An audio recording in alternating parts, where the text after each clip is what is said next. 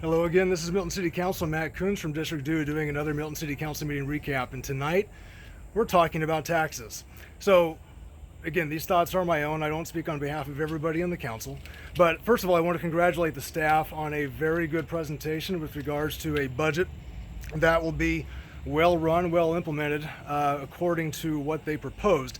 The real question was whether or not we should increase our millage rate back to the 4.731 mills or keep it where we lowered it last year, which is down to 4.390. Now, what does that mean to you? So from 2018 to 2019, you saw a significant increase in your property tax payments that you had to make on a regular basis. The reason why that happened was because the Fulton County Board of Commissioners reassessed your property values at very high levels, different than what they had in the past. So what does that mean? That means that even though the city lowered the millage rate back to 4.390, you still had a property tax increase, and the city adjusted. They could have had a greater windfall, but we actually shared in some of that burden with you, which that was a good thing for the city. Now, going forward, what happened was that we as a city had the chance to either keep the millage rate the same where we left it or raise it to the 4.731. Now, here's what happened. So ultimately, the state legislature actually lowered the valuations of your homes to the lowest of 2016, 2017, or 2018, whichever was lowest. So in essence, what that meant is some of your property taxes could have gone down if we stayed with the current millage rate. Now, I heard from a lot of you asking for your millage rate to actually stay the same, just to keep taxes down on that level.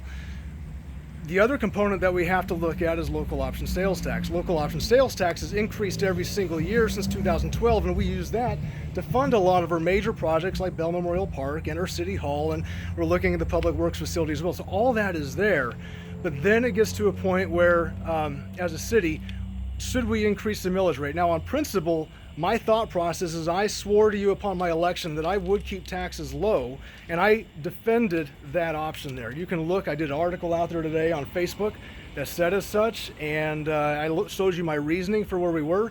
Nothing against the staff's plan, but I felt like we could do better keeping some more money in your pockets based on the increase that you saw last year, and perhaps lower that or take advantage more of the good economy with the local option sales tax. So what did the council decide to do?